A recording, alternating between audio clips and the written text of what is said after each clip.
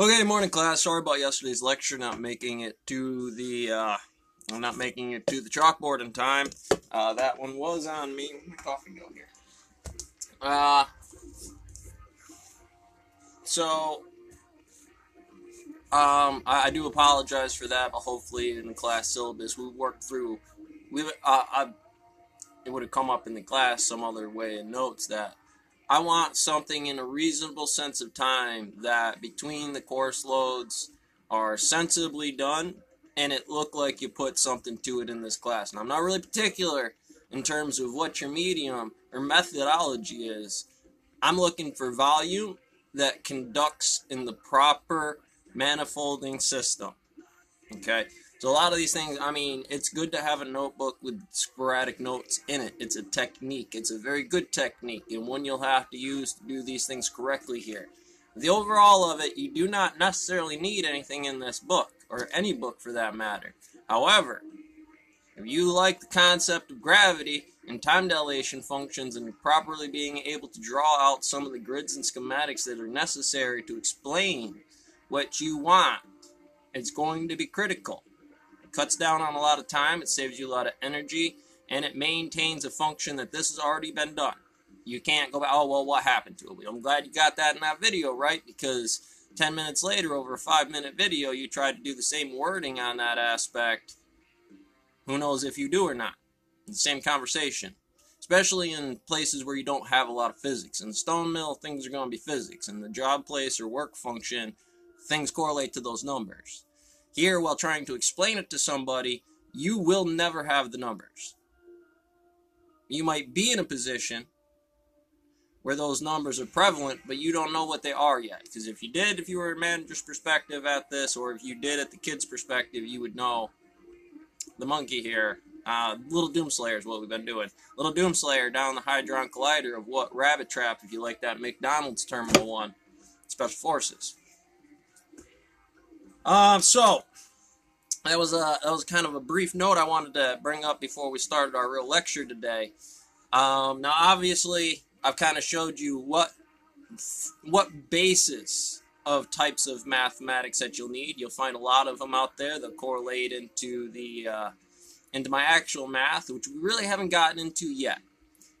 We're saving that off. We're not really getting into comprehensive data analysis or white electrons and black electrons going into anything yet. Those are good housing. It's much like a laser experiment.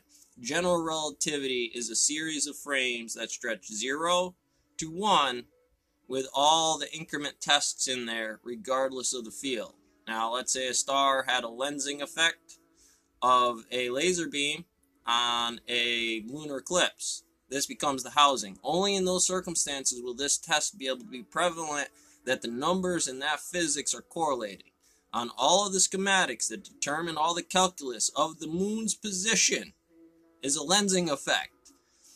We don't really know exactly when the motion position of that thing's supposed to happen down to the second. And things that move that fast in that ratio, they work the same way. So let's look at that lensing effect of the Schwarzschild's ratio as we begin to take and break down Schwarzschild's radius to the horizon problem of where this apprentice, master mason / grandmaster on the 4-dimensional that we'll make for the human spectrum here, as they apply in this function. Now, obviously, we know saw tutorials were great. A manager could have made that. The total companies overall could have commissioned a manager to make one of these things. Overall, any person, the rookie can do a bolt housing. A grandmaster can make a bolt housing, depending on the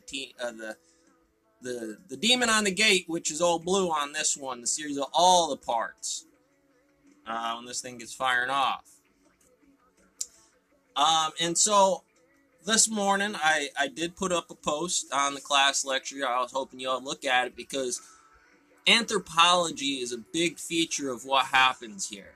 I know commonly people are going to misunderstand what I'm trying to explain here. Anthropology isn't this aspect of going back in time or being an archaeologist as a subfield, or being Jeremy Wade trying to find a culture with a witch doctor so he can catch a fish. That's, you can see the basis of how something under physics would apply the motion of those objects to, they're going to headhunt you and kill you before you touch this river.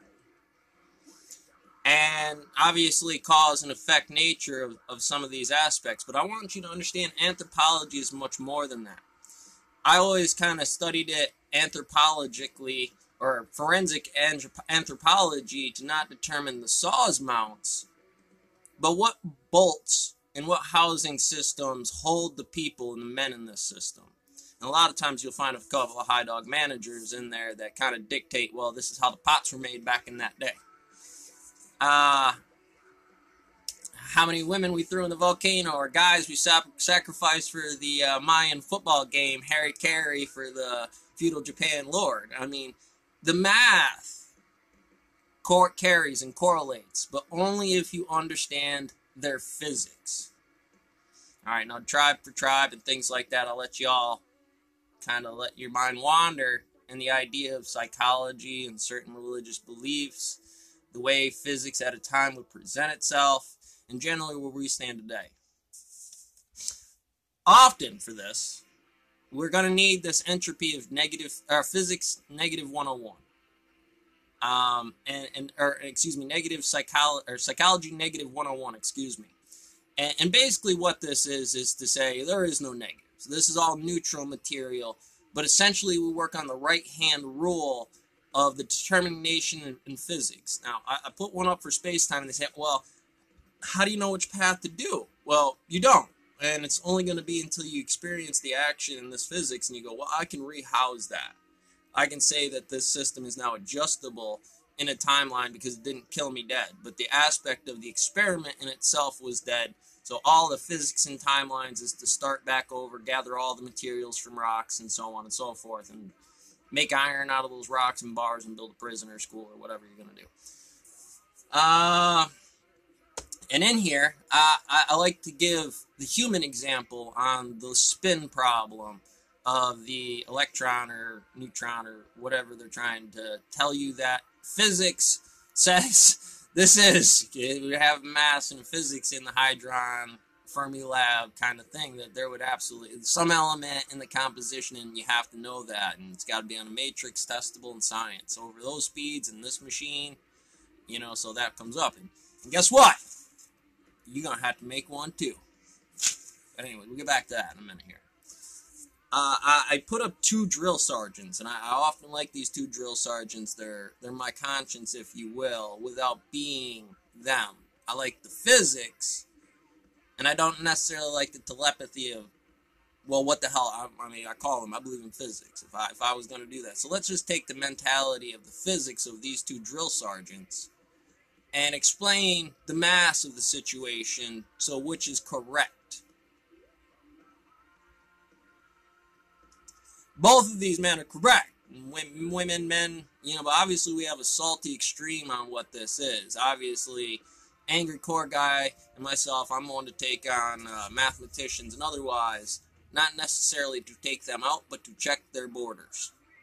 I like this integration of the math house. If you just get into F's and stuff on the board, or you're just talking about schizophrenia without simulator technology and the proper programming on how to use this correctly, to break down your notes, to figure out your system. See, simulator technology is a left-hand spin heavy element in terms of the normal processing physics of how we understand the universe, and that 0-1 stuff that we get wrong a lot of times. The supercomputer red-blue choice on the AI simulator of what the heck's going on up in here. And so often I'll keep my left-hand drill sergeant as angry core guy, a little saltier. Right side of my brain, left side kind of is where that presents itself, and of course I keep the Marines up top here, given my rifle inspection.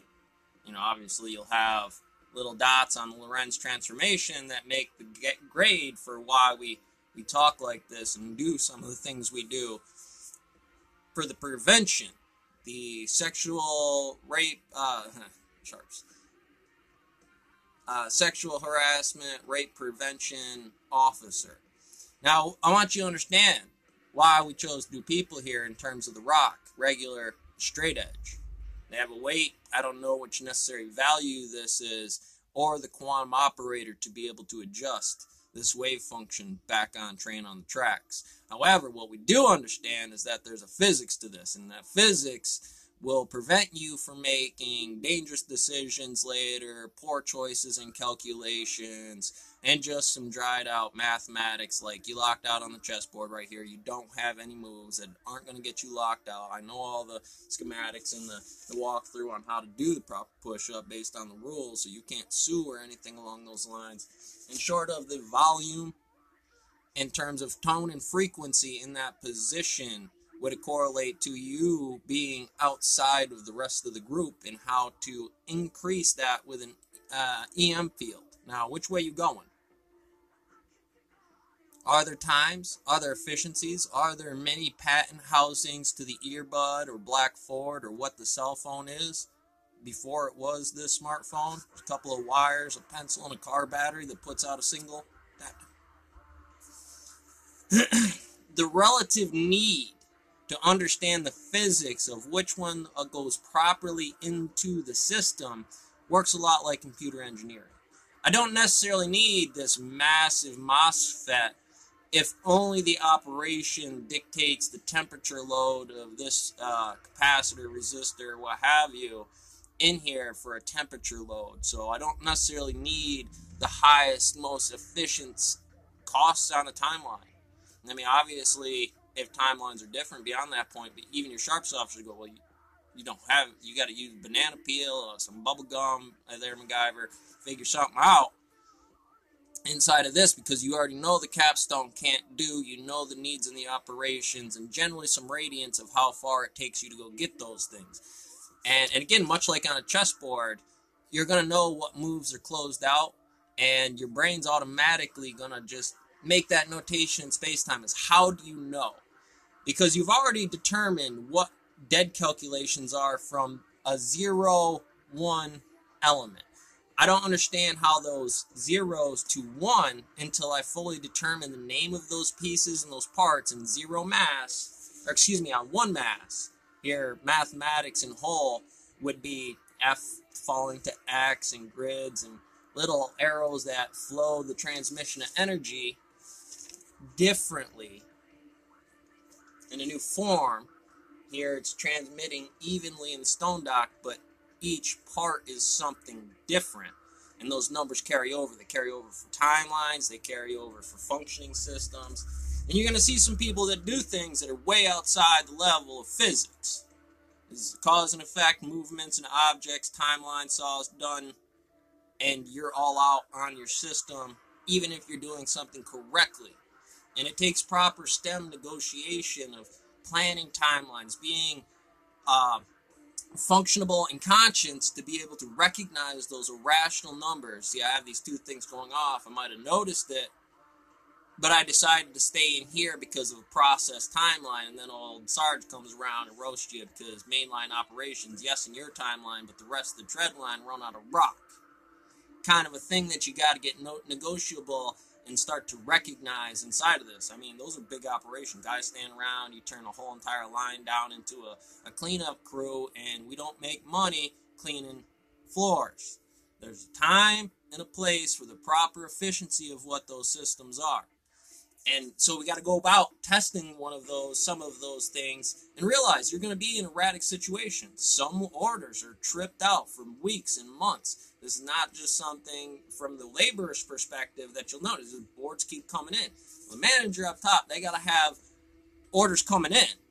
And so that's going to be 6 months, 8 weeks on order lines on things on these really big companies, or, you know, even though you're in a smaller company, that this is like a 2-week project. Most of them are like done in a day. Clean out your set, keep it moving.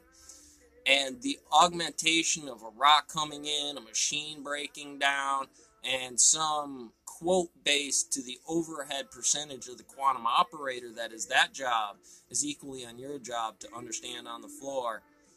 Everybody in some way is susceptible to this understanding, and it takes a little bit of the salty and it takes a little bit of the sharps, a little bit of the devil in you some days, and a little bit of, boy, you processed, run through water, you run hard enough. So keep an eye on it. It's a profitable system. You know, it comes at you with many hands, and certainly lighter than a feather, harder than a granite obelisk, and things you'll have to understand. Catch you on the next one.